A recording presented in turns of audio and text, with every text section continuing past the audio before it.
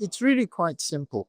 I mean, the estimates are that there's 4 trillion worth of domestic savings in Africa, right? So if indeed that exists, then what needs to happen is to drive the allocation or some allocation of those resources into African domestic pools, right, for domestic investment.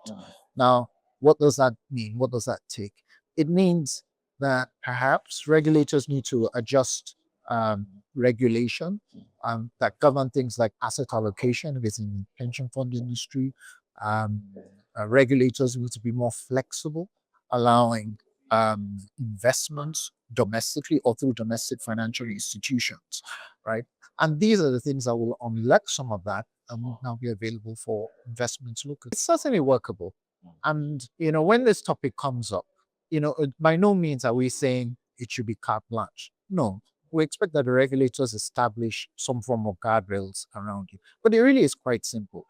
Today, when you look at central bank reserves, the estimates are that we hold, all central banks across Africa hold around 450 to 470 billion dollars worth of reserves, right? If you exclude holdings of gold, which are about 40 or so odd billion, you're left with a net in terms of cash reserves with something like in excess of $400 billion.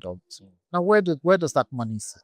It sits largely in global correspondent banks, global central banks, the Bank for International Settlements, and blah, blah.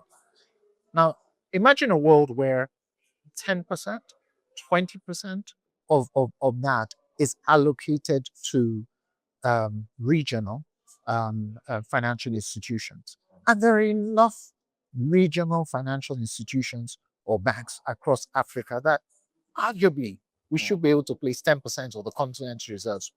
Now, what will that do? That will provide a pool of liquidity that could underpin, for example, domestic trade finance. Because the same way our central banks give these reserves to the global correspondent banks, we then, as commercial banks, turn around, go cap in hand to go get trade lines and other lines, of funding from these same institutions.